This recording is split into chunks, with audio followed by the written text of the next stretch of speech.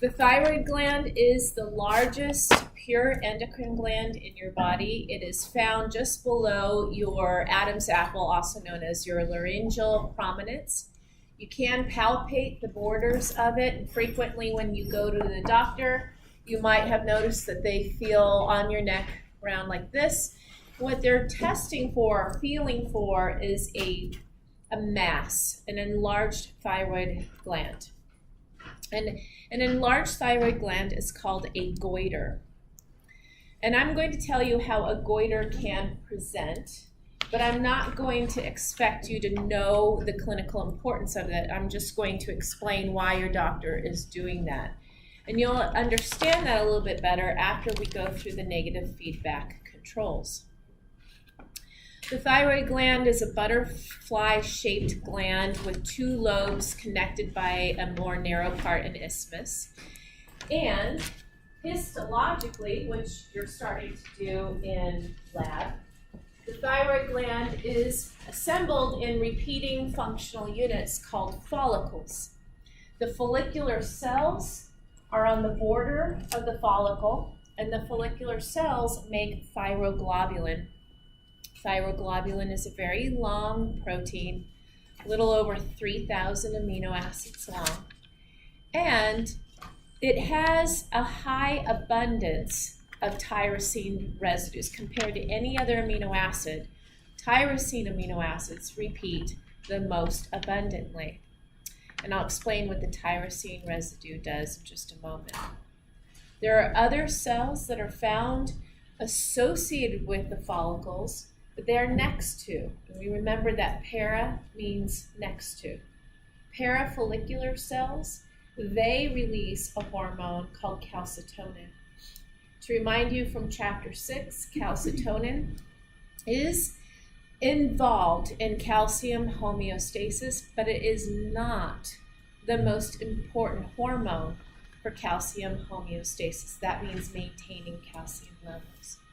Parathyroid hormone is the most important. And towards the end of this PowerPoint, we review parathyroid glands and parathyroid hormone. So in here, in the middle here, you would find the parafollicular cells. Now this pink stuff that you're seeing in the middle is called colloid. And colloid is a fancy term in science to say proteinaceous soup, meaning it's liquid, it's aqueous based, but there's a high content of protein, specifically thyroglobulin, this long precursor protein.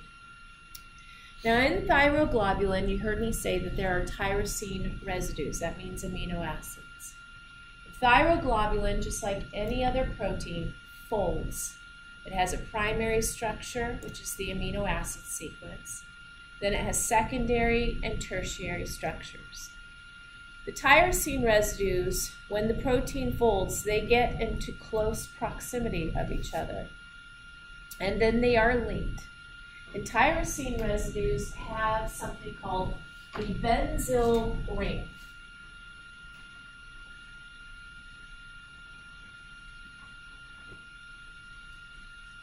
So when two of them get in close proximity, their rings are bound together. Here's the rest of the amino acid with its sides. So these are the benzyl rings. And as the thyroglobulin is made by these follicular cells, it's pushed into the colloid. And there are enzymes here on the apical side of the cells. And the enzymes, they are going to attach iodide. So if we're talking about ingredients, the ingredients that we need to make thyroid hormone, we need tyrosine residues, and we need iodide. The enzyme can attach 3 iodides, and if 3 are attached, this is now called T3. And there's another name for it, triiodothyronine. If 4 iodides are attached, then this is called T4, or tetraiodothyronine. or thyroxine. There are two names for everything except for there's that. Both T3 and T4 together are considered to be thyroid hormone. One is active and one is not. The active form is T3. The T4 can be activated. What do you think we need to do to T4 to make it active? Lose an iodide. That's it. So when the cells use up all of the current T3 and all that's left is T4, all the cells of your body have to do is remove an iodide, and now they have active T3. Every single cell in your body that has access to the plasma is a target cell for thyroid hormone. Thyroid hormone, in general, increases metabolic rate. But we learned from last week that every cell that is a target cell will behave according to their genetic pre-programming. So the heart also responds to thyroid hormone, not just to increase metabolic rate, but your force of contraction and heart rate will go up if your thyroid hormone levels go up. If we are talking about fat metabolism, then you start to burn through your fat stores. So every cell is a target cell, but every cell will behave how that cell is supposed to behave. You can't expect fat cells to behave like a heart cell. They don't have the same genetic expression. So again, follicular cells are making the thyroglobulin. It gets put into the colloid. As it gets put into the colloid, the iodides get attached. So that is a necessary step. The iodide cannot be attached in any other place. Then the cells are going to drink the thyroglobulin back in. That's endocytosis. And when the thyroglobulin is back into the cell, this time with the iodides attached, those tyrosine residues are going to be snipped away from the rest of that long protein chain. And now we release T3 and T4. Because of these ring structures, thyroid hormone looks dangerously close to steroids. And because it looks dangerously close to steroids, thyroid hormone requires a plasma protein carrier. The steroids don't like to be in the watery environment of your plasma. And it also means that thyroid hormone can cross cell membranes and bind to the receptor inside the cells. And it also means that thyroid hormone can have long-lasting effects. And it does. So we're going to explore the control of thyroid hormone. Do any of you have hyper or hypothyroidism? I know I asked this before, but I want to be reminded. Hypo? Hyper? No. Your dog has hyper? Hypo. I was going to say hyper, because that's not common for a dog, but hypo is. Is your dog on any supplements to increase hormone replacement? Okay. Take something. Do the follicular cells assist in the thyroid hormone production? Or Yes. They are the ones. They don't secrete it. They assist in production. That's okay. So that's a great question.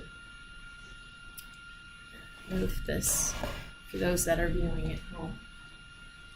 Here is the follicular cell. This is the part that's facing the colloid. Okay, so that's the internal ring. These cells have nuclei, and that's where the gene expression occurs. That's where we get our thyroglobulin protein made through transcription, and then in the cytoplasm, translation. So now we have our thyroglobulin protein. Those cells have to exocytose it into the colloid. As it moves through the cell membrane, that's where an enzyme is found that actually starts attaching the iodides. Anywhere that there's a tyrosine residue. Okay? Then once the iodides are attached, the cell has to drink endocytosis specifically, the thyroid globulin that is now iodinated. And it's going to be in a lysosome type thing. And we know lysosomes cut up proteins and other cellular debris. So it's going to cut up this protein. The cell is going to release the T3 and T4 into the blood vessel that is on the other side. This is called the basal side. This side facing the colloid is the apical. So this side right here is the apical side. These sides over here facing the blood, those are the basal sides. Did I answer your question? Yep. Sure? Yes. Colin, you look like you were going to ask something. No. No. I was just trying to Okay. take it all in. So again, the follicles, and Brandon, this is the picture I just tried, sadly, to recreate. This is not a picture found in your textbook, but because I get that very question that Brandon asked, that's why I'm including it. The cells use gene expression to make the protein. They make the thyroglobulin. It gets exocytosed into that colloid space, that's the inner circle ring. Then the iodide gets attached. If 3 of them get attached, it's T3. 4 get attached, it's T4. Then the cell drinks that back in. Then we're going to chop it up, remove all the other amino acids we don't need, and we're going to release T3 and T4 into the bloodstream. T3 is the active form, and about 7% of what's released is the T3 form. About 93% that's released is the T4 form. And again, T4 can be T3 if we just simply remove an iodide. Once all the T3 is used, then the cells start processing the T4. Any questions? Okay. None of the other hormones I am talking about in this PowerPoint, this chapter, will I ask you to know how they're made. Thyroid hormone is a very important hormone that most schools will use it as a prototype to focus on because it is so widely tested, and our thyroid glands are always being assessed in a clinical setting. So this has great clinical daily importance. And when we last talked about the endocrine system, I started to tell you about a story about Hayden and Mac. And Hayden would be doing his homework. Do you remember that? And I would send McLean up to check on Hayden. And I want you to think of me as the hypothalamus. And I give McLean an order. Go check on your brother. See how he's doing on his homework. And I want you to think of McLean as the anterior pituitary. And McLean goes and checks on Hayden. And Hayden is the thyroid gland. I keep asking McLean to go check on Hayden, see how he's doing on his homework. This will continue until what? Until Hayden's done with his homework. And he comes downstairs and says, Seema, it's done. It's done. And then I back off. So the hypothalamus is the starting gland. And if you have extra colored pens, now is a good time to get them out.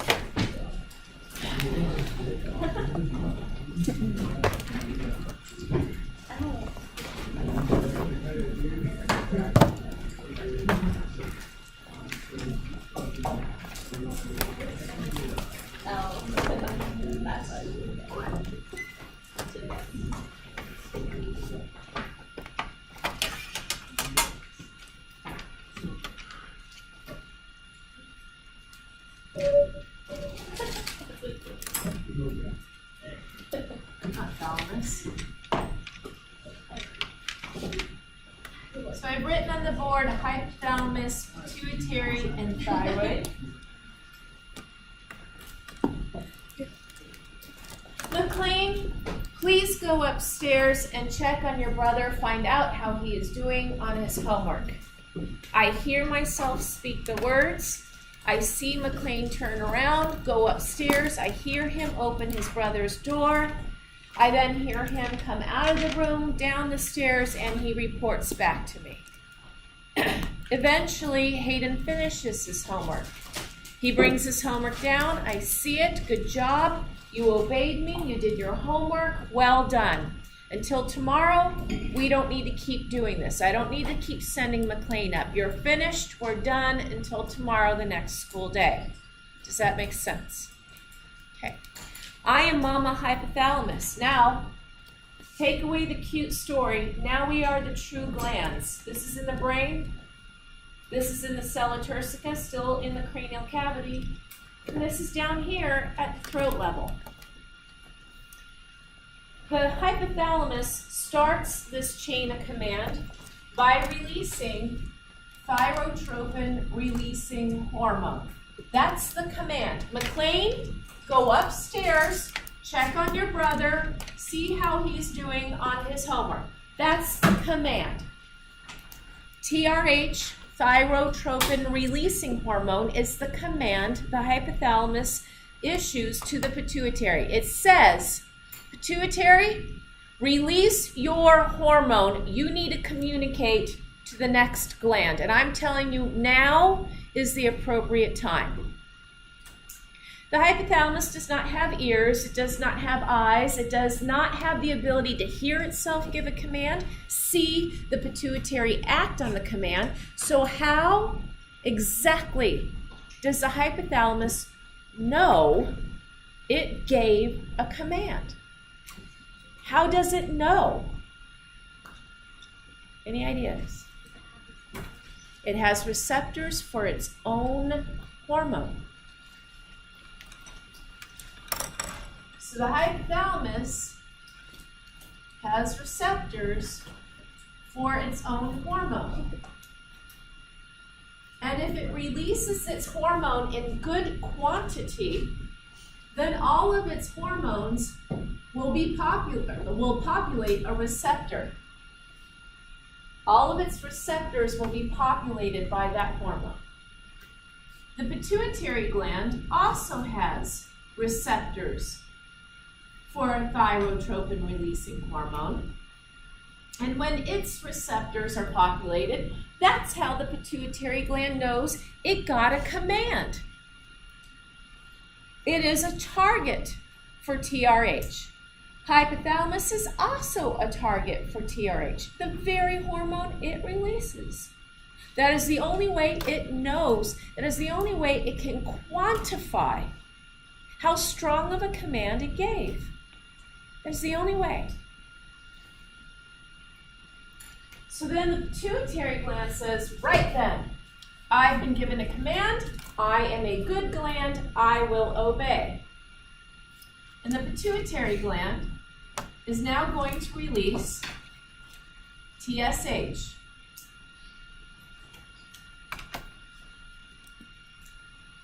Now, how will the pituitary know how much it released? And how will the hypothalamus know that the pituitary gland obeyed? What do you think? Receptors. Remember, hormones are released into the bloodstream. So these hormones are going to circulate throughout all the body. They're going to come full circle. It's not hard. Give it a minute. That's all it takes. So the hypothalamus also has receptors for TSH. And the pituitary gland also has receptors for TSH. But so does the thyroid gland.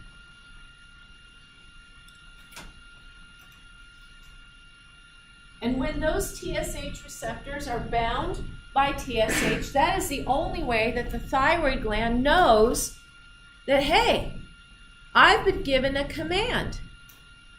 Given to me by the anterior pituitary, but it originated from Mama Hypothalamus. The thyroid gland is going to release thyroid hormone, of course. How will the thyroid gland know it obeyed?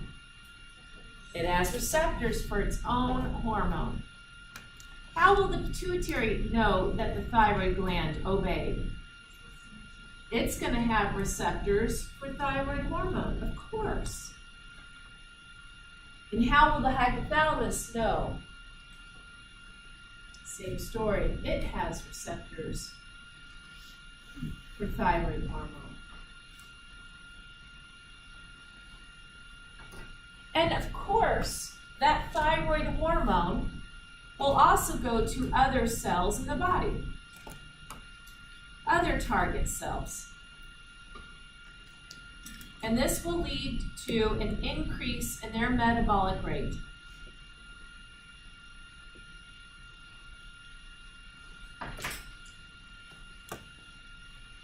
I see Hayden come down with his homework. We're done. We're done for the day. We don't need to keep doing this exercise. We are done. So as soon as my receptors are filled with thyroid hormone, should I keep barking at Mac? Go upstairs. Go check on him. Mom, why? So then I should stop releasing TRH. Right? There's no reason to do that anymore. And if I stop releasing TRH, well, those hormones don't last for forever. They will eventually be degraded.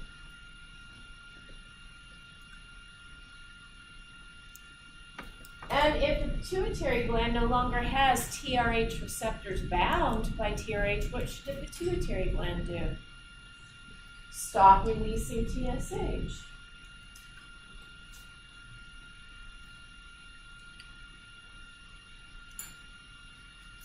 And if the thyroid gland no longer has its TSH receptors populated, what should it do? Stop releasing thyroid hormone. And then what do you think is going to happen once the thyroid hormone no longer populates the thyroid hormone receptors on the hypothalamus? What is Mama Hypothalamus going to do? Start it all up again. It's a new day. We got to start up the homework routine again. This is negative feedback. This is negative feedback mechanisms. The lack of the signal starts it up again. The presence of the signal shuts it down. Deviation and correction are going in opposite direction.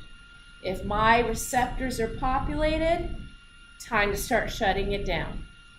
If my receptors aren't populated, time to start revving it up again. Deviation and correction in opposite direction. So this is negative feedback communication. Some books say it's negative feedback inhibition, but when I use those words, students think that the negative feedback communication only applies to shut down the system. It's not true. The lack of the receptors being bound revs up the system. So this is still negative feedback. Deviation, correction, going in opposite direction.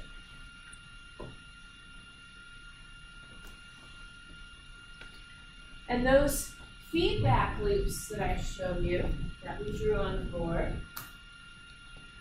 the long feedback loop is the one that we care about the most. I'm not going to stop barking at Mac until I see Hayden with his homework done. That's the one that matters the most. The other shorter ones that we drew on the board, they are temporary. I gave Mac a command. I see him walk away. Is it in my best interest? Is it a waste of energy if I go, Mac, check on your brother, check on your brother, check on... I don't need to keep saying it. If he's turning around and going upstairs, why do I need to keep barking at him? I gave a command. I can see he's acting on it. I should hold steady and wait for some sort of report back. I hear Matt come back downstairs. I know he went upstairs to check on his brother. So how's your brother doing? He's not done, but he's getting close. Okay. Makes no good use of energy for me to keep barking and screaming and screaming. Let them get their job done. It'll get done eventually. But if I don't see the homework, what am I going to keep doing? I'm going to keep barking. I'm going to start getting mad too. Endocrine glands don't have feelings. They don't have emotions. They don't really get angry. But they can become dysfunctional. And when the chain of command is broken, the other glands that are still doing their job, they start to behave as if, am I not doing my job? Do I need to do it harder? Better? What's going on? So how many of you have had blood analysis done? Almost all of you. They draw your blood, you get pages back of data, don't you?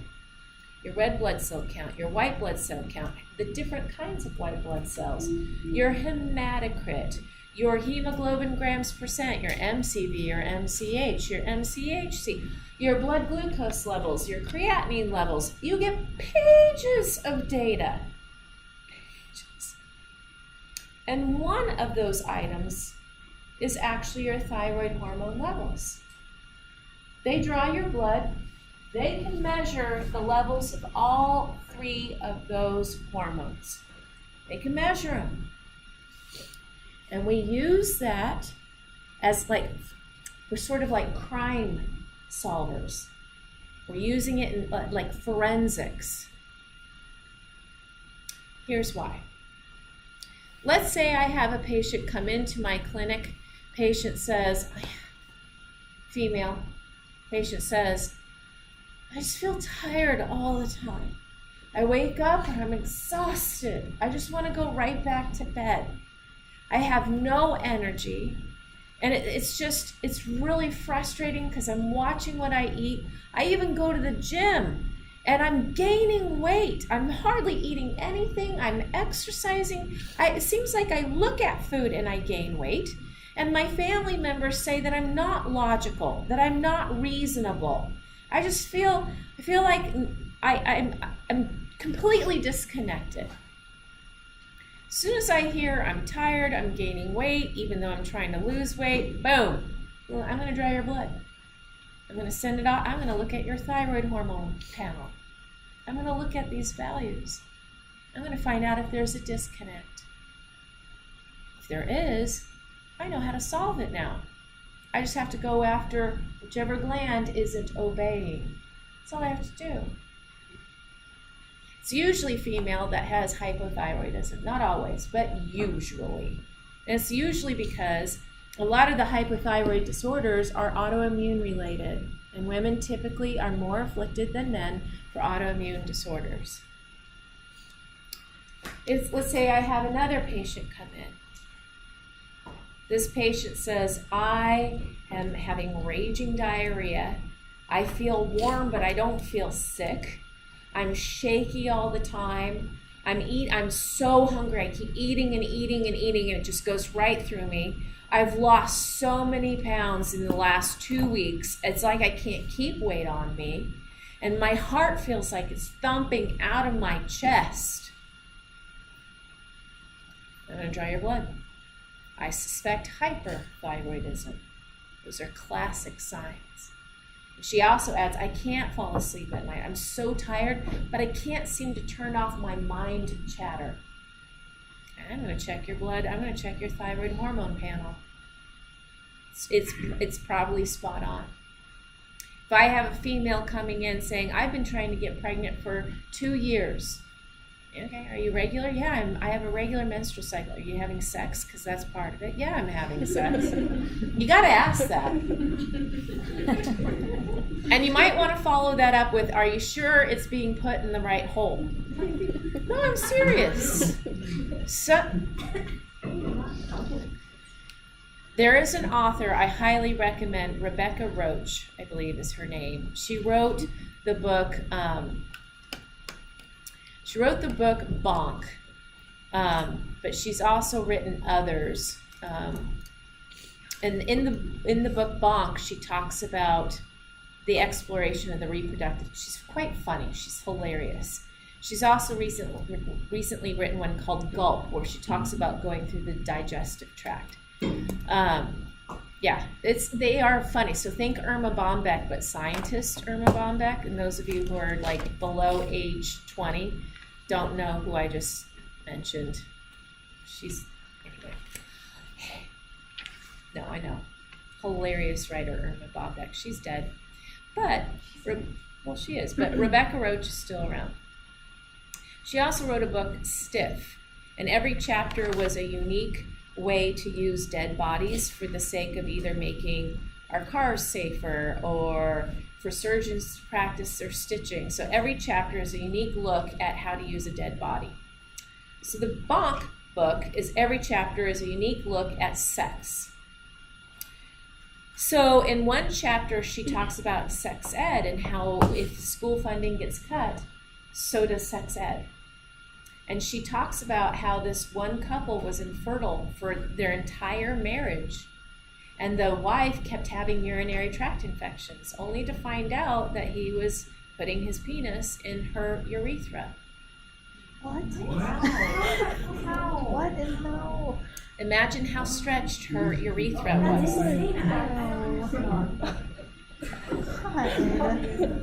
You'd be surprised how many people don't know where those holes are.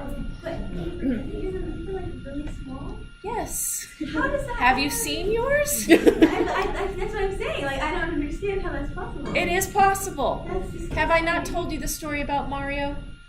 Mario, no, you tell. God. You'd be surprised. So when I teach you about the female external reproductive anatomy, the vulva, pay attention, because it will be clitoris, urethra, vagina, anus, in that order, from anterior to posterior. I'll have a picture of someone spread eagled, not me. Clitoris, urethra, vagina, anus, in that order. So I'll tell you quickly. Mario, this was when I taught at another college, another community college. First day of class at this particular community college, not too far away from here. I come in, there's one person sitting in the front, at the front table. No one else with him. Everyone else, it looks like everyone's as far away as possible that they can get. And I come in and I start doing my thing, and this individual, he's got a shaved head, heavily tattooed, big guy. And he's got all of his pens out, and he's just taking notes, and I'm like, this guy is serious. So the class is over, and everyone's getting ready to go to lab, and he's packing up all of his pens, and he looks up at me, and excuse the crude language, but this is no shock for me, right? Hey, teach! Yes, why? You don't know who the fuck I am, do you? And I went, you're Mario. He goes, no, you don't know what the fuck I am, do you? And I went, a human being? I don't know this is a trick. So he goes, you don't know what all these tattoos mean. Like, no, I have no clue at all. I don't have a tattoo. I don't. And so he proceeded to tell me what his tattoos meant. And he had done some very bad things. And he was part of a very aggressive gang that was frequently in the newspapers. And he was trying to get out of that gang and change his life for the better. And that was the reason why no one sat with him. And the whole class just fell in love with him. Because every time no way. Every day, everything. I couldn't feed. It was like a baby bird. Here, baby bird, let me. No way. No fucking way. Every class. It was so much fun to come to class because he was just like, oh, what are we going to learn today? And I was like, Mario, you're listening. And I just couldn't give him enough. So he was in speech, and one day he came up and said, well, can I practice my speech on you? I have to do a persuasive speech. I was like, sure, no problem. So I'm cleaning up, and he disappears. And he comes back, he goes to the bathroom, and he's dressed in a suit with a tie. So he did a total costume change. Comes in with his posters, puts it up here, and he starts giving me this persuasive speech about how gangs started in culture, from his culture in Mexico, and he talks about the Incas and the Aztecs and all. I mean, he just goes into this, and I was like, before that speech, I thought, fine, let them kill each other. I don't care. Let them kill each other. As long as they don't hurt anybody else, let them kill each other. Let them duke it out. And then after the end, I was like, no, I get it now. I completely get it. I read the paper differently since then. I still do. Totally different. He won me over. So I get to the reproductive system. Hey, female. Clitoris, urethra, vagina, anus. In that order. Let's do it again. Clitoris, urethra, vagina, anus. No fucking way. It's like, yes, Mario. No fucking, everything was that. I still have his thank you card. If you don't believe, I'll bring it in, I'll read it to you. Every other word is, teach, you were fucking amazing. I still have it. And there's PS, PSS, PSS, and he just couldn't stop writing.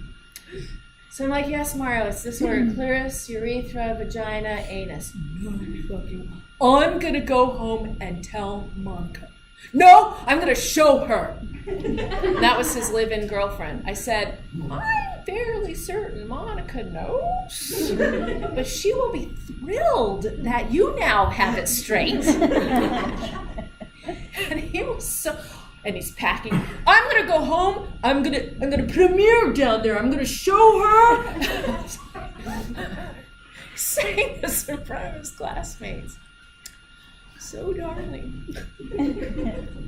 Until Mario found out that because of his prison record and the crimes he had committed, there would be no way he could ever become a nurse. No way he would ever become a nurse. When he came to talk to me about that, he was so despondent. So despondent. I'm going to go back to San Diego. I'm going to go back to my brothers. I'm going to go back to my gang.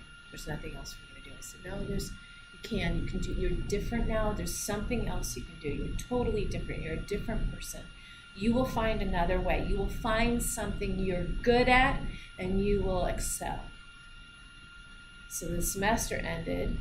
I did not keep teaching at that school because I ended up full-time here. But every once in a while, I see Mario. It's usually when I'm at the gym, on the treadmill, watching TV. Usually a crime show. There goes Mario running away from the cops in the crime show. Seriously. As in the show, he's like an actor. He usually plays.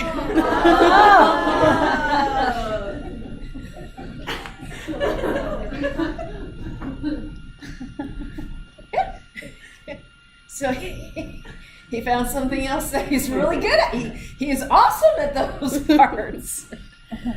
Good? Okay. So, you said, how is that possible? Now you know how it's possible. Some people don't know where those holes are.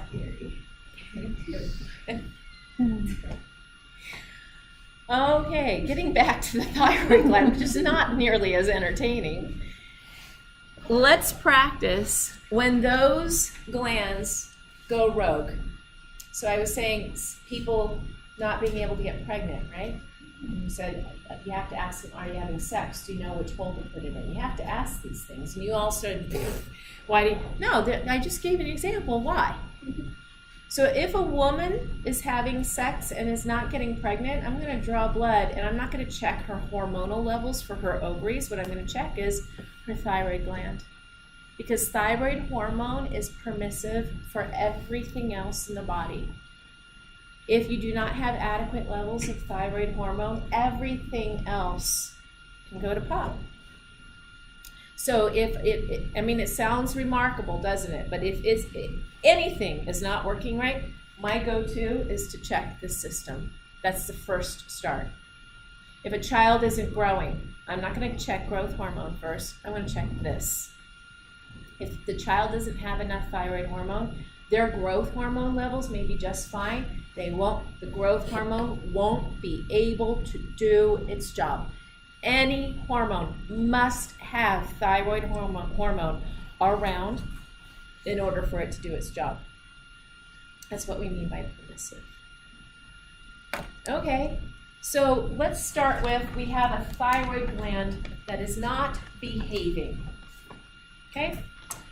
On this side, I want you to use arrows. I want you to tell me what the hormone levels would be like compared to normal. Use an up arrow for above normal levels. Use a down arrow for below normal levels. On this side, we're going to start with the thyroid gland that is overactive. That's like Hayden doing 3 months worth of his math homework in one night. He's going to come downstairs. He's going to probably have a nervous twitch. I'm going to take all of his papers and say, please go outside and be a normal kid. Please go out and play. We do not do 3 months worth of math homework in one night. This is not appropriate. On the other side, it's Hayden not doing his homework. Or Mac goes upstairs to check on him, and Hayden's giving Mac 2 middle fingers up saying, I'm not going to do it. Make me. Don't care. I'm going to keep playing video games. So again, up arrows if you think the hormones at each of those 3 levels would be above, and down arrows if you think below normal values. And I'll give you a hint. The gland that I tell you isn't playing nicely with the others, that's where you start. So if I tell you the thyroid gland is overactive, then this is where you start. What would the levels of thyroid hormone be? Up. Feed back. Feed back to mama hypothalamus. What will her receptors be? Populated or not? Populated. So what should mama hypothalamus do if all of her receptors for thyroid hormone are populated? Should I keep screaming at Matt? Keep going up there and check on your brother. What should I do? I'm trying to put the brakes on, aren't I?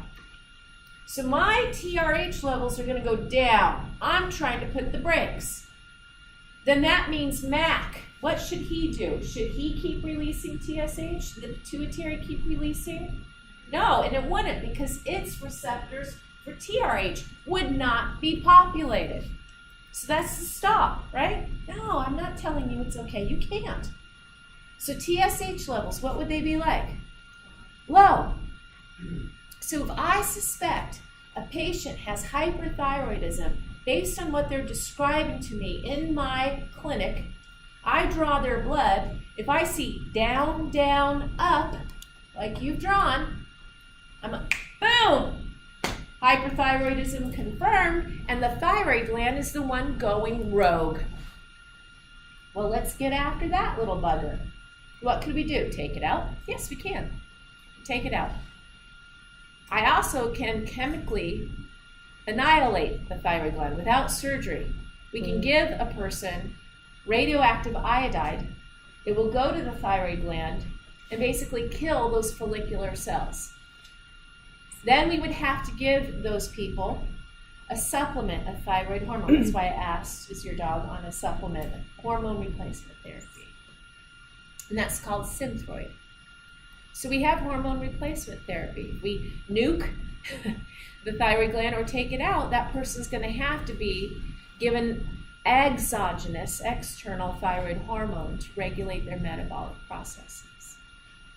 What if Hayden goes, 2 middle fingers up, I'm not going to do it? What would the thyroid hormone levels be like? Down. Now feed back. Feed back up to me. What am I going to do? Are my receptors going to be populated? What is that a signal for me to do then? My TRH levels are going to go up, aren't they? I'm trying to rev this going again. What will the anterior pituitary hormone be like? Up. And if I think that this patient has hypothyroidism and I draw the blood and I see up for TRH, up for TSH, but down for TH, boom, I have my confirmation. Hypothyroidism, and the thyroid gland is the one that's not obeying the rules.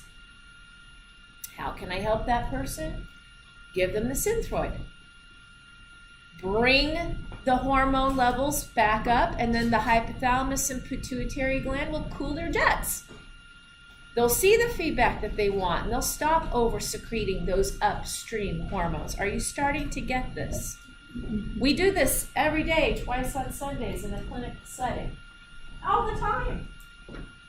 Boom. Now the pituitary gland is going rogue. Do the same thing. But again, the slide tells you which gland is the problem. So start there with your arrows. Pituitary gland, overactive. That's like Mac sneaking upstairs, opening Hayden's door, going in his room and going, "Mom said you have to do 3 months of homework tonight." And Hayden doesn't know any better. He's like, "Okay, seems a little much, but I'm not going to argue." And it's really Mac just being a little shit, isn't he? I wouldn't put it past him. So what would you put for TSH? High. What's Hayden going to do? And you all know that I mean the thyroid gland, right? I'm blending the analogy with the anatomy. TH levels are going to go up. What am I going to do? Feed back. Feed back. Are my receptors populated?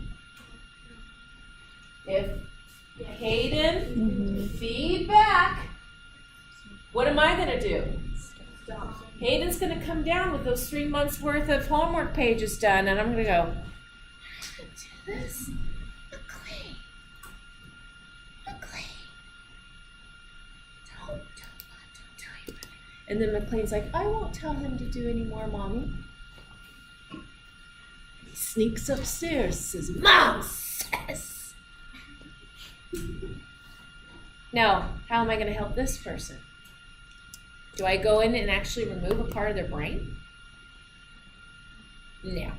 But am I going to remove the thyroid gland or give the radioactive iodide? I can. Take away the target for the pituitary. If the tumor in the pituitary is excessive and is now compacting or compressing, I should say, in other surrounding structures, I will have to go in and remove that tumor.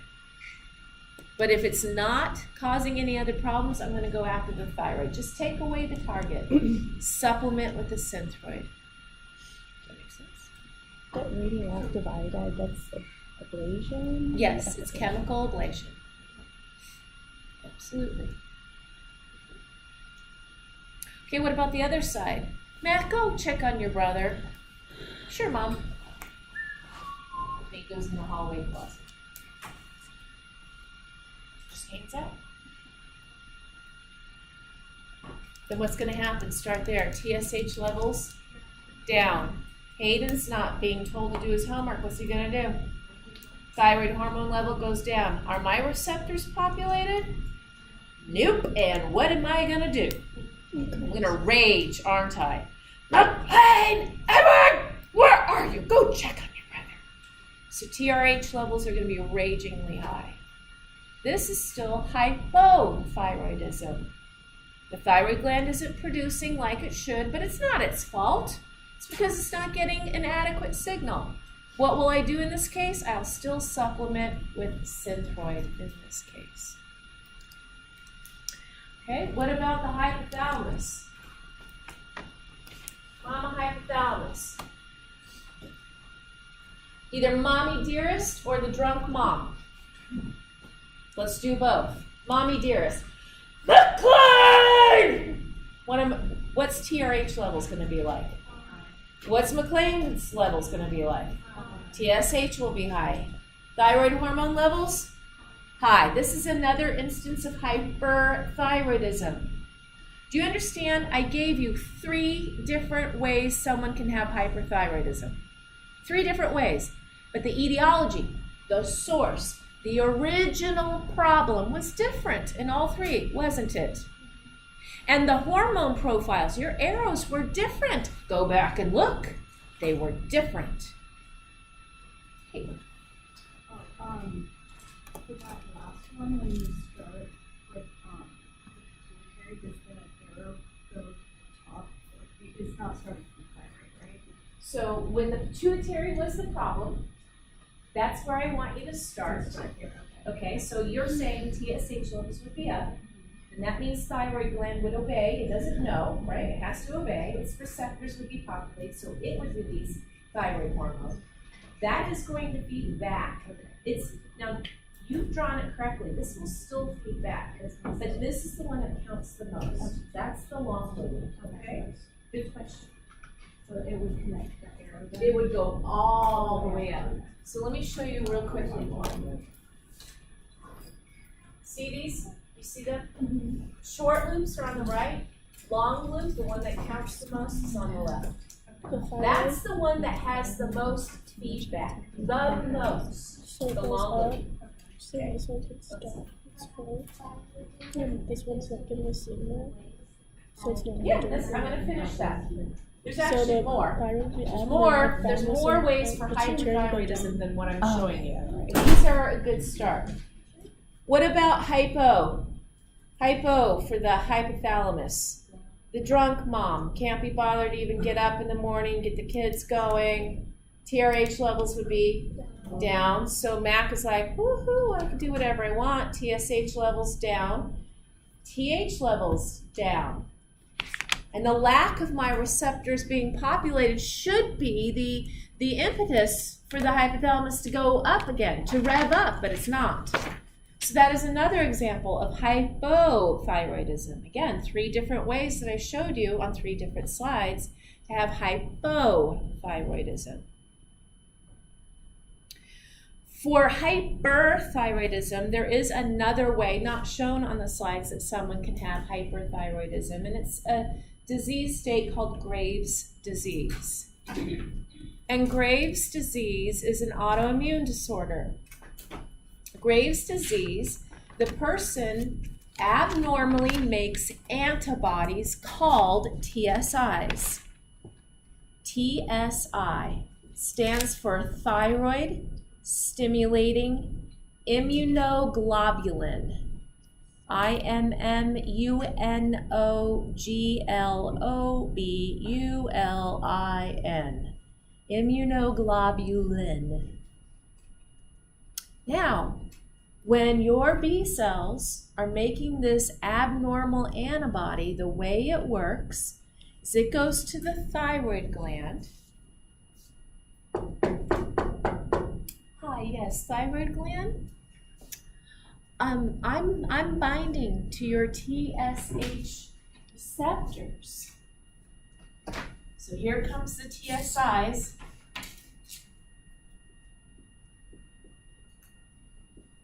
And they bind to the TSH receptor. Thyroid gland doesn't have eyes.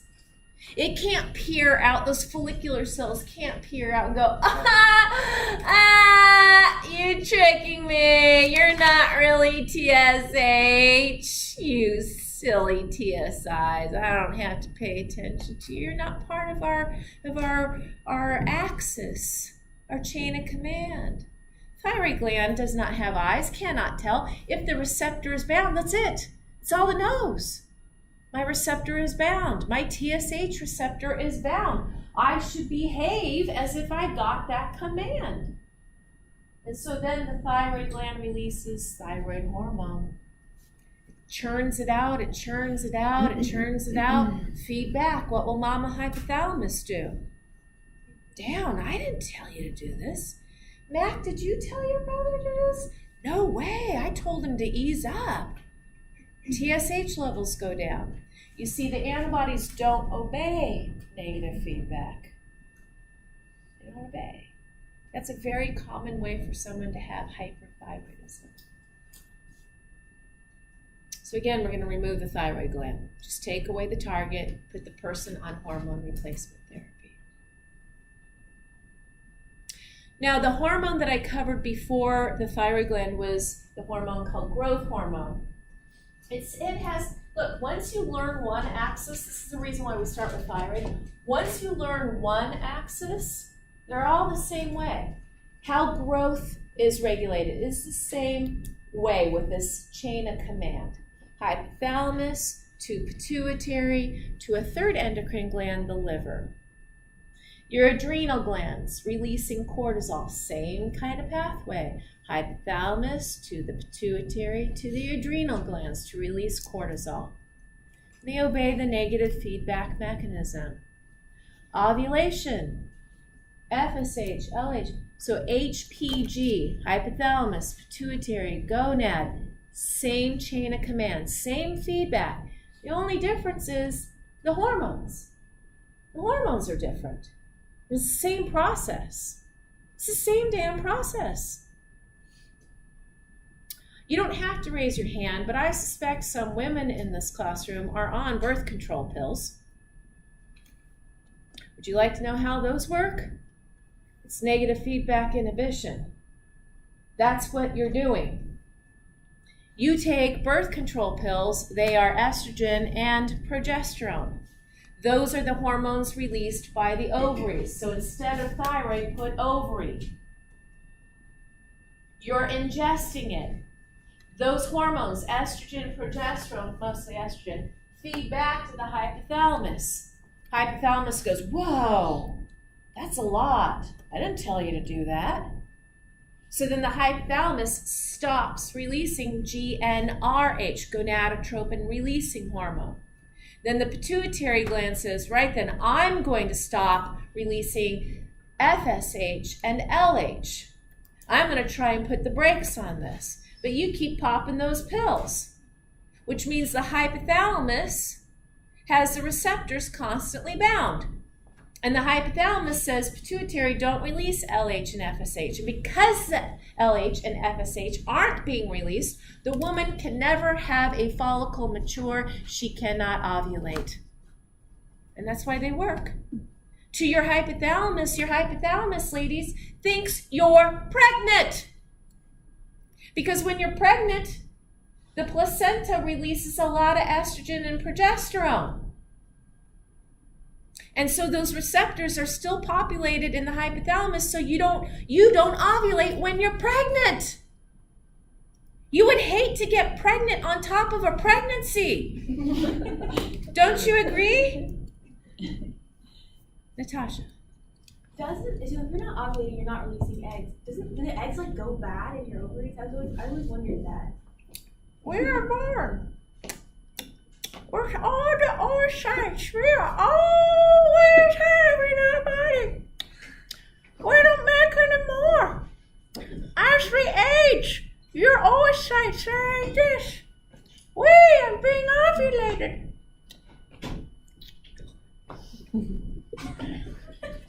Meanwhile, all these young sperm are like, ew. This is all we got? We're coming.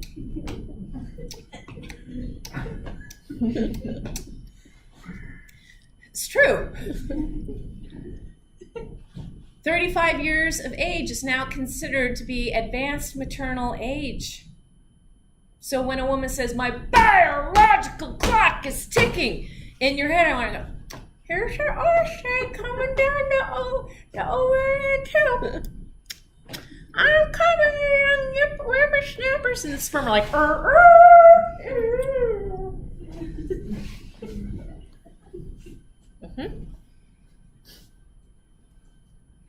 So when you take the birth control pill, your brain thinks you're already pregnant.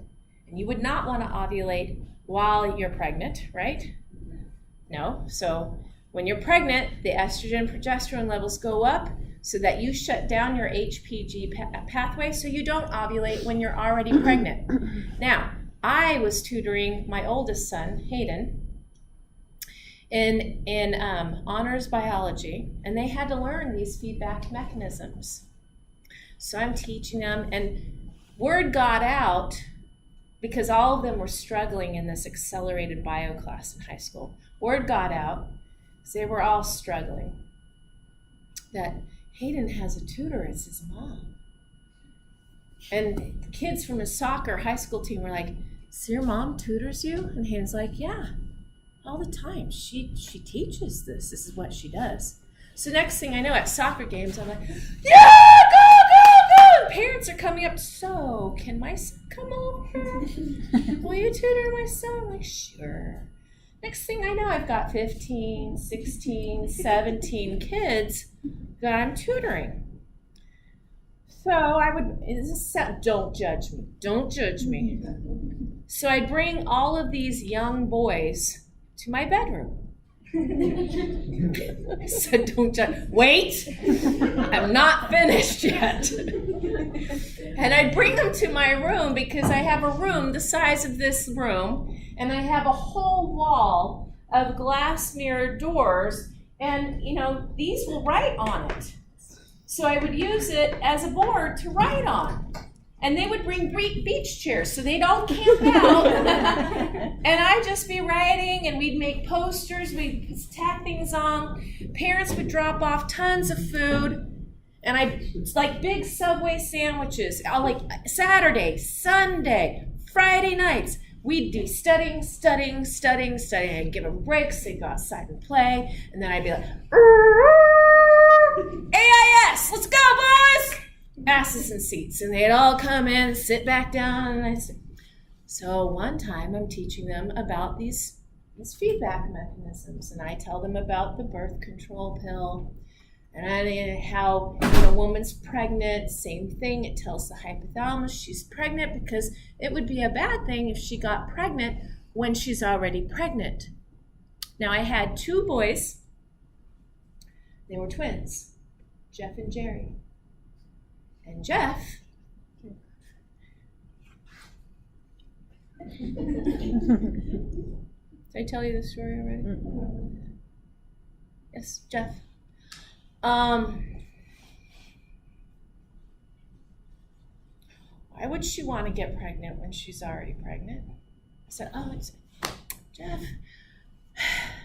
She doesn't. This is not good. If she gets pregnant while she's already pregnant, the 2 fetuses would be at different gestational phases. When one is birthed, the other one would come. The other one would be very premature. This is not what we want. We don't want this. This is not okay. And it's very rare that this would happen, but it does happen. So I go back and I'm like, let's look at the feedback and the receptors. And Jeff, yes, Jeff. No, I mean, why would she want to have sex when she's already pregnant? And you know me, without even thinking, I just was like, vomit answer. And my answer was because it's fun and it feels good. That was my answer. And my son is just melting in his chair. What else am I supposed to say? What would you have said? I don't know. I don't know what I would have said. Boom! It's like playing.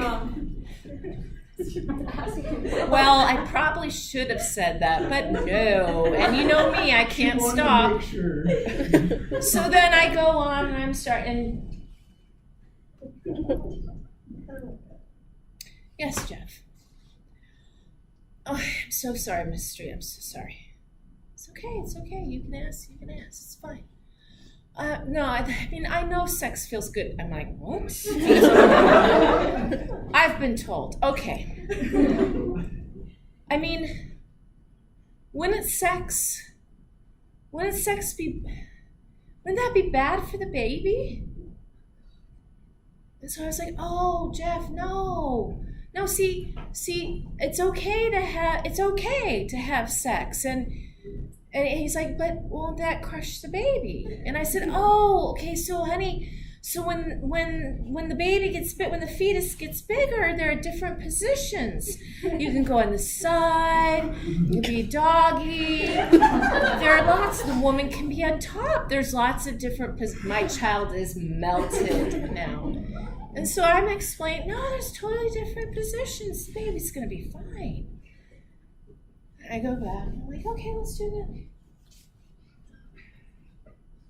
Yes, Jeffrey. No, I know there are other positions, but won't still hurt the baby. And then it occurred to me what he was visualizing in his head. And I'll act it out for you. This is what he was visualizing.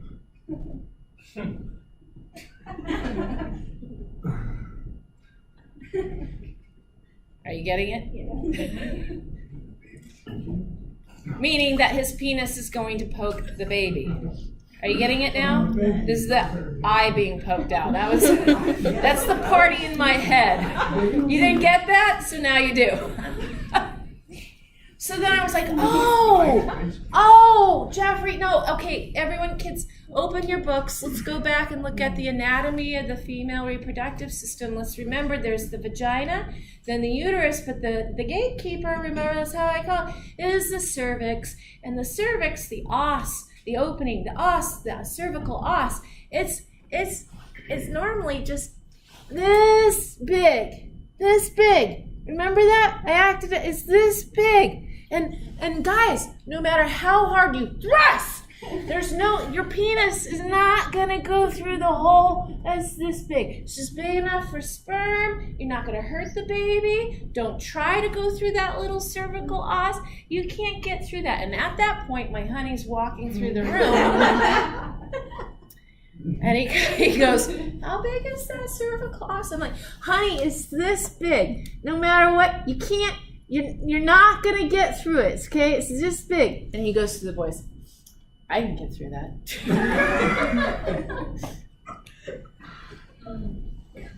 And again, my child is melted on the floor. Good? So once you learn one axis, you now know them all. There's the HPG, the HPA for adrenal glands with cortisol. There is growth, but growth is a little quirky because there are other factors that influence growth. But you get the idea, this negative feedback inhibition. That's how the hormonal pathways are regulated the most. Feedback from the lowest gland in the series, feeding back information to the upper gland, the starting point of the series. Does that make sense? Good. Now, for those of you who are coming my way for physiology, we start with this. So this will be within week 2. We start with this. And I just go vomit, and then my students are like, yeah, we got this.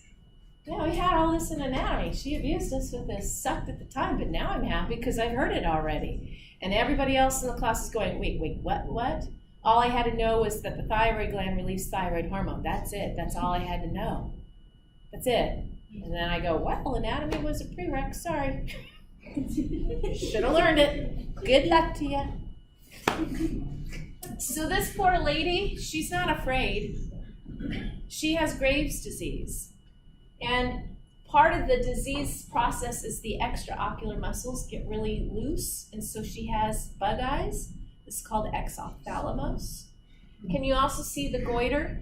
Can you see the enlarged thyroid gland? And it's because those TSIs are stimulating her thyroid. When the thyroid is stimulated by TSH or TSIs, the thyroid gland gets bigger. And that's called a goiter.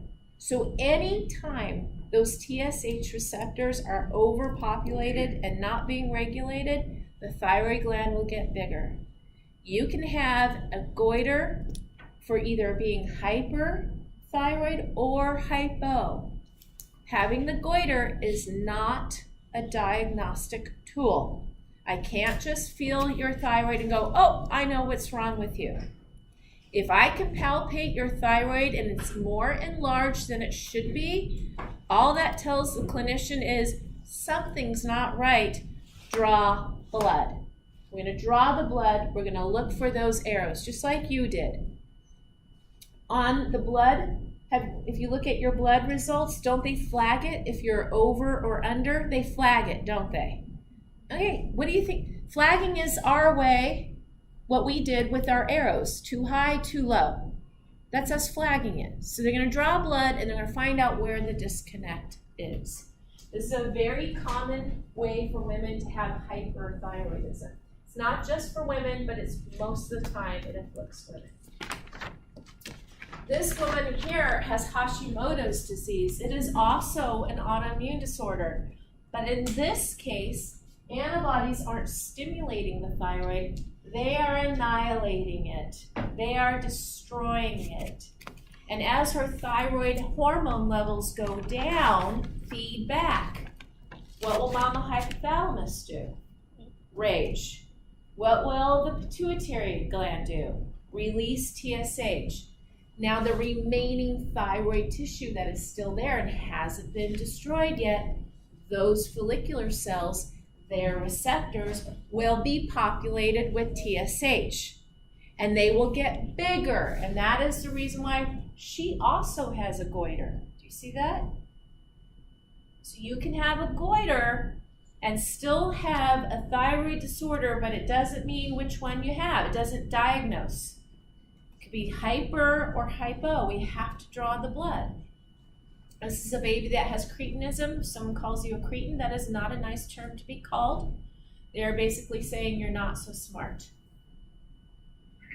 And when a fetus is developing, its thyroid is immature, but thyroid hormone is still really important for neuronal development, especially myelination. The thyroid hormone needs to come from mama. So if mama is hypothyroid, then her fetus will not have proper neuronal development. And that means they're going to have learning issues, neuronal disability. That's a cretin, right? Cretinism. And this woman has a huge goiter. She has what's called endemic goiter, which means she's not getting iodide in her diet. And if you don't have iodide, then how do you make proper thyroid hormone? That's one of the key ingredients. How do you make chocolate chip cookies if you don't have chocolate chips? You can make a cookie, but you can't call it chocolate chip cookie, can you? It's not the same. I made chocolate chip cookies. Where the hell are the chocolate chips? And then you can't call a chocolate chip cookie. Same thing, you know, that new thing. Broccoli rice. Have you seen those commercials? Broccoli rice. Rice farmers are like, can't call it rice. Rice is rice. There's no, or cauliflower rice. Can't call it that. Rice is rice. You got to call it something else. So it's cauliflower type grain or something like that. But you can't call it rice. Can't call it thyroid hormone if you don't have the iodide. It's not functional. So she would also have hypothyroidism, but because she's lacking iodide in her diet, give her the iodide, everything will be just fine. Yeah. Where's iodine found? Where? Iodinized salt.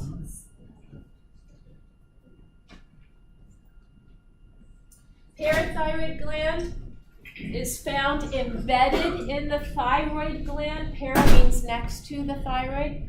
All of us have different numbers of these little glands. They release parathyroid hormone, which helps cause bone resorption. We erode the bone matrix. We release more calcium into the blood, and our blood calcium levels go up as a result of that. When the calcium levels go up enough, then you negatively feed back and you tell those glands to stop releasing so much parathyroid hormone. So this still uses negative feedback inhibition. Parathyroid hormone not only targets the bone for resorption, it'll tell the kidneys not to excrete as much calcium in the urine. It will also tell your GI tract to absorb more calcium from your diet. The adrenal glands, they are a mixed gland. They are, the internal part, the adrenal medulla, is nervous tissue, and we've already been tested on that. But it's the outer part, the cortex. And the cortex has 3 layers. Going from superficial to deep, the deep one facing the adrenal medulla, those 3 layers are called zonas for zone, zona. So there's zona glomerulosa, zona fasciculata, zona reticularis, and all 3 of them release different kinds of hormones. The outer layer, the zona glomerulosa, will release aldosterone, and you'll learn more about that in our kidney section.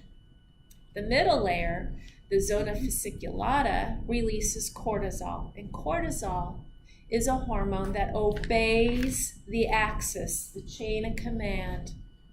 That is the only one that obeys the chain of command. Aldosterone does not. Aldosterone is released in a humoral fashion, not hormonal, to be continued in the future. The zona reticularis releases a male androgen, that's a fancy way of saying a hormone that has male steroid-like properties, like testosterone. Guys, you get your male steroids from your testes.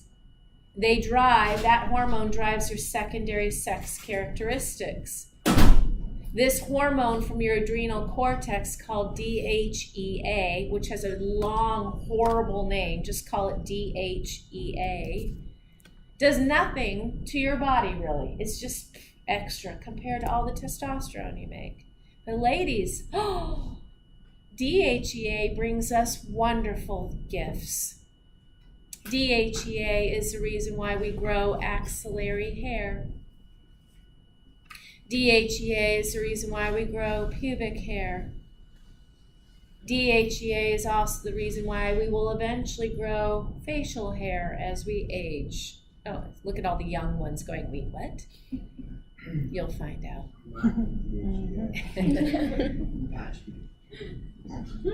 It's not DHEA, that's your problem. What is it? It's just probably your hair follicles not responding to the male steroids. These are all in my head. Yes, you want it there, we don't care about here, right? Okay. So ladies, guess what you would look like if you didn't have DHEA? No, you'd still, because this is all estrogen. Hairless. Are you hearing that? Think about the money you would save on your bikini wax. And I know. Look at the men. They're like, wait, what? Hairless? You mean down there? Yes. Imagine that. No hair getting stuck in your teeth, guys. Wouldn't that be amazing? Yes. So is it DHEA? Is that the reason why, like, during pregnancy, some women like lose all their hair and stuff? Is that the same thing? During pregnancy or after? After. Now it's the dramatic loss of all of those steroid hormones. That is a very common thing to happen. Yeah. Not only loss of hair, but our blood count also dramatically drops. So it's that good pregnancy hormones that are now like gone because of the feedback. That's the reason why the hair all starts to fall out. Yeah, I know. So, but have you heard of the bearded lady in the circus? Oh yeah? That was from an overactive adrenal cortex over-secreting DHEA. So that was a real thing, the bearded lady. Any of you watch American Horror Story at all? One of the seasons was the Circus Freaks one, and Kathy Bates played the bearded lady. She had an adrenal gland problem. Pretty cool, huh? Yeah, I'm learning a lot today. So 3 layers, like I said, zona glomerulosa, mineral corticoids, that's your aldosterone. That name, mineral corticoid, means it's going to target salt and water balance. We'll talk more about that in this unit, but in the kidney chapter. Glucocorticoids, the best example of that one would be cortisol. You know, your stress hormone. Have you ever watched late night TV and those commercials come on? Say, cortisol, that nasty little stress hormone. And they start talking about how it makes you gain weight. And you're like, I need Cortisol. I need that. No, you need cortisol. You need cortisol. Cortisol is what maintains your body when you are in long-term stress. We are not supposed to be under long-term stress. A fight or flight response is a sympathetic response. Short-term, you run away from the lion. Then once you evade the lion, that stress response should go away. We are a species where we create daily chronic stress. And cortisol is becoming a health problem. Yes, it does cause us to gain weight in some people. See, when stress becomes not manageable and we start to get depressed over it, we can start to see weight loss. But how about right now? How about right now? How big are you compared to 14 weeks ago before you started this class? Any of you gain weight? Probably. Physiology 15 is a real thing. Physiology 15. You gain about 15 pounds in physiology. Oh my God. It's a real thing. That's awful. You've heard of freshman 15, right? No, it's physiology 15. You can go outside to that table out there, and every single one, and it's a real thing. We thought she was bullshitting us. It's a real thing. You think we're the only animal on this planet that has chronic daily stress that we have built into our own society? We are not. We are not. Baboons, macaques, those are the ones that have been studied. And they have chronically elevated levels of cortisol. They have the same cardiovascular disease issues that we do. Same issues with brain as well. Chronic stress is not what you're supposed to be under. And that is a different lecture on how to manage that. One person's stress is another person's walk in the park. Can't tell you how many times I've had that conversation with my honey. He says, I'm stressed. I'm like, what are you stressed over? Tell me, it's okay, I'll help you. But how can I help you? And he'll rattle off 3 things. Really? That's it? Let me, swing, here's my list. It's all how you perceive it. So, and that's where it gets to be really difficult to be patient with some people because they're like, I'm so stressed out, I don't know how I'm going to handle it. And then you start listening to them and you're like, what? I would like that problem. I'll trade. Tap, tap, one trade. So the adrenal cortex, the number one hormone that obeys the HPA pathway is cortisol. It's just the names of the hormones are different. In the HPA pathway, we have the hypothalamus releasing corticotropin releasing hormone, CRH. The anterior pituitary releases ACTH, which is short for adrenocorticotropic hormone. And then the adrenal gland, the middle layer, would release cortisol. But those 3 glands would obey that hormonal feedback mechanism that we focused on for thyroid gland. I always seem to get sick after finals. Does that have something to do with cortisol levels? Yes, and I'll tell you why. High levels of cortisol suppresses your immune system. We actually prescribe high levels of cortisol for the sake of suppressing someone's immune system. And if you start revving up studying for finals and you've got a lot of classes, your cortisol levels go click, click, click, click. And it takes a while for your white blood cell count to start going down. And isn't it just a weird twist of fate that when you're finally finished with finals, your white blood cells now have declined in number where, boom, now you get sick. And you're like, why am I getting sick now? I was stressed back then. It's because it took a while for your T cells and B cells to decline in number. Did that lock? Yes. How did it lock? I don't know. Didn't you all see me open the door when I said the door is unlocked? I didn't lock it again. I spit it. Must have had the little window down and locked that. Mineralocorticoids, aldosterone. We will cover that more in our kidney section. Aldosterone is going to tell the kidney to reabsorb more salt and water And this will help your blood volume and blood pressure. So this would be important at a time when you are dehydrated, for example. The pancreas is also an endocrine gland, but it's also an exocrine. 98% of the pancreas is exocrine by function, and we will study more of that when we get to our digestive tract. Only a small part of the pancreas, 2%, do we have an endocrine function. And the small parts of it, they are called the pancreatic islets, also known as islets of Langerhans. There are different cells in there. There are alpha cells, there are beta cells, there are delta cells, there are F cells. And the focus is usually on the alpha and beta cells. Beta cells release insulin, and alpha cells release glucagon. When your blood glucose levels are too low, then the alpha cells release glucagon, which helps elevate your glucose levels. How many of you haven't eaten since breakfast? Why aren't you passing out? Because your glucagon levels are elevated, maintaining your blood glucose levels for your brain so you don't lose consciousness.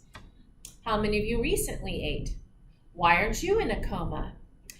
Insulin is being released and the glucose is being moved from your bloodstream into the cells of your body where they can use it now for fuel.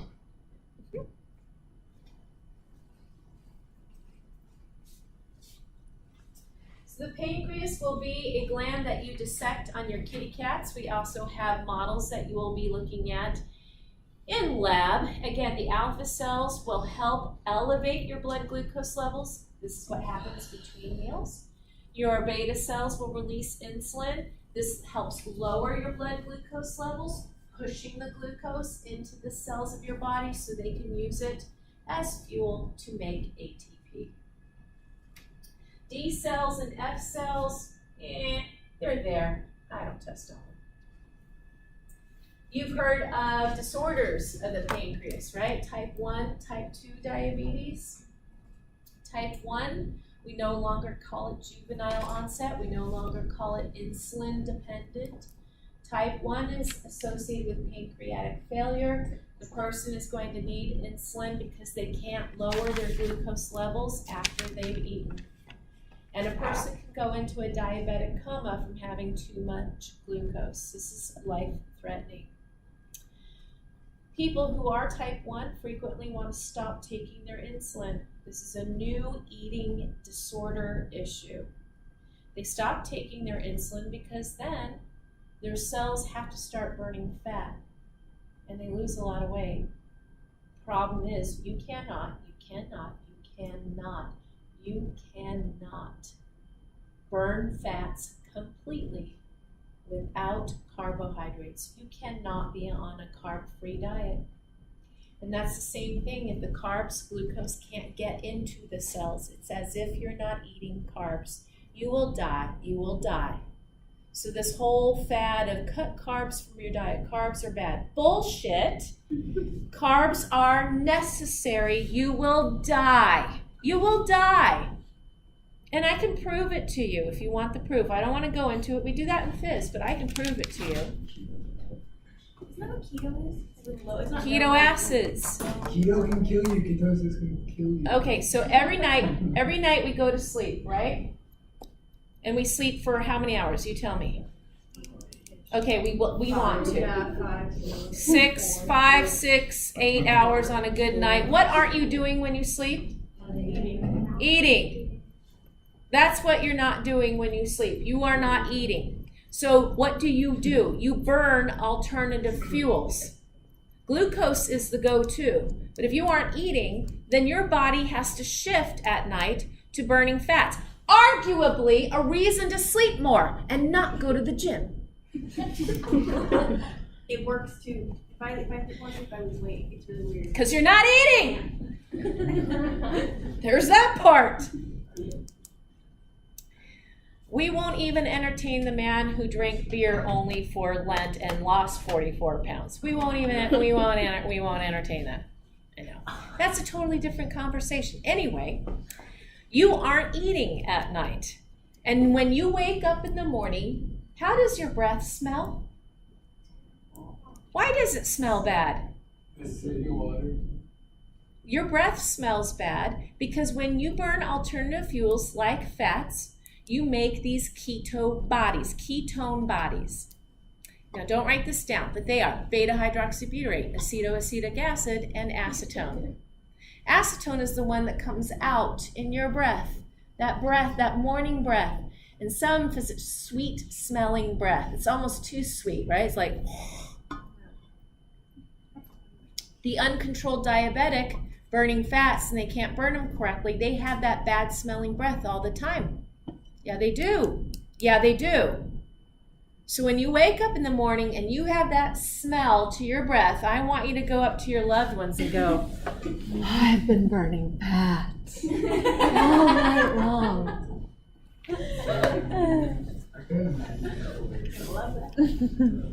So the stinkier the better, right? Now that does not mean if you just don't brush your teeth, that does not mean you're burning fats. That is not the same thing. It's not the same.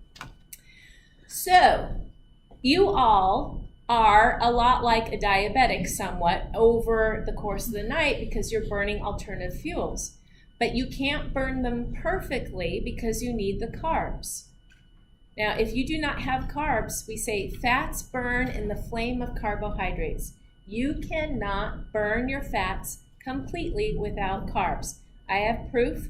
It's in the mitochondrial matrix. It's called oxaloacetate. I will prove it to you if you want me to. You have to eat carbs. You have to. You have to. There is no such thing as a bad carb. You want to know what the problem is when it comes to carbs? You are the problem. Because what is a serving of a carb? What does it look like?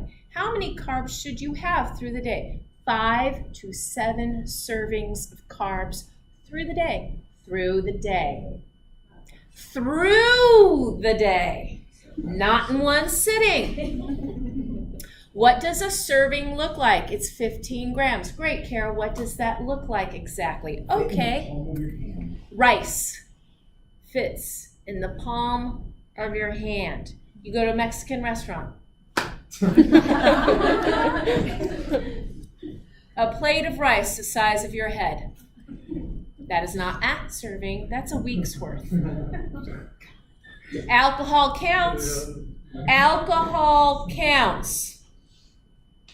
Oh yeah, it does. Serving of a wine. Serving of a wine. Serving of wine. One bottle. You know those little tiny bathroom Dixie cups? No, say so. Little tiny Dixie cup, about 3/4 of the way full. What? It counts. It counts. Bread. Take a slice of whole wheat bread, not white, whole wheat. Cut off 1/3. The remaining 2/3, that's a serving. How do you make a sandwich? Pieces of bread. 2 pieces of bread? 3 servings? Not counting anything else you're adding to it? Not counting the pretzels or the chips or the soda? Oh! So you see, we are the problem, not knowing what a serving is. That's the problem. That's the problem. I know. Type 2 diabetes, this is obesity related. The person can be releasing insulin. I mean, there are a myriad of reasons, I'm just highlighting them, but their body cells are not responsive to it. If they lose the weight, that frequently will allow the cells of the body to start responding to insulin. So, arguably, type 2 diabetes is preventable and curable. Arguably. We are no longer the most obese nation on the planet. We are no longer number 1. Yes. Who beat us? Mexico beat us. We're number 2! We are number 2! Hell yeah. Over 20 million people have diabetes in this country, and that's growing. Many, many millions have not been diagnosed yet, and that number keeps growing every year. And only about 5 to 10% of those people with diabetes are type 1. Majority of them, type 2. The one arguably preventable. If you want to reduce your chance of getting diabetes, all you need to do, and it's not a lot, if you think, I've got some weight to lose, if you lose just 5% of your current weight, 5%, it's not a lot. If you're $140, we're talking 7 pounds. It's not a lot. And your chances of developing cancer, cardiovascular health issues, type 2 diabetes, they drop greatly. Just from 5% weight loss. Yeah. What about gestational diabetes? Gestational diabetes is where the woman is making insulin, but because the pregnancy hormones, her body, just like a type 2 diabetic, cannot respond to it well. Now, you want to know some scary shit about that one? Because that is not something we muck around with. If you end up being diagnosed with gestational diabetes, this is a woman who gets pregnant and now she has a problem with glucose regulation. It is, one, considered to be a high-risk pregnancy, and we will not let her go over her due date, not 1 day, not 1 hour. It is high risk. We do not muck around. 2, the reason why it's high risk is that the baby will gain a lot of weight if she does not regulate that sugar. And now birthing the baby, it can get stuck in the birth canal. This will lead to an emergency C-section. Doctors do not like emergency C-sections. Studies have just been done that there is a poor prognosis in some ethnicities if they have to have an emergency C-section. We don't want that if we can avoid it. And number 3, both mom and baby have about a 60 to 70% chance of developing full-blown type 2 diabetes later on in life, usually within 10 years of birthing that child. 60 to 70%. And if mom and child keep the weight off, watch their diet, have a healthy lifestyle, they still have a 40% chance of developing type 1. And if you have one pregnancy with gestational diabetes, it is almost a 100% guarantee that on every subsequent pregnancy you will have gestational diabetes again. That didn't happen with my mom. That she's very lucky. I said almost 100% chance. I had gestational diabetes with Mac. And when I got that news, I argued with the nurse. I said, do you know who you're talking to? I know about this. I am the one who's pregnant on the street that is still exercising. And the nurse on the phone goes, well, you must be Hispanic. No, I'm not. You must be African American. No, I'm not. Not even trace to my knowledge. No, I'm not. So she starts listing you must be over 40. Well, at the time I was not. No, I'm not of advanced maternal age. You have a record, look at it. So she finally said, well, you must be under a lot of stress. Ding, ding, ding, ding, ding, ding, ding. And at that time, I was working 4 jobs. 2 full-time. 2 of them full-time. Pineal gland, isn't it cute? It releases melatonin, helps with your day-night circadian rhythms. It is also considered to be an antioxidant kind of hormone, so it helps with cancer, but it's a correlation, not a direct link. Studies have been shown that nurses that work at nights where their circadian rhythms are off, they have a higher incidence of developing breast cancer. Again, this is a correlation, not a cause and effect, and that needs to be noted.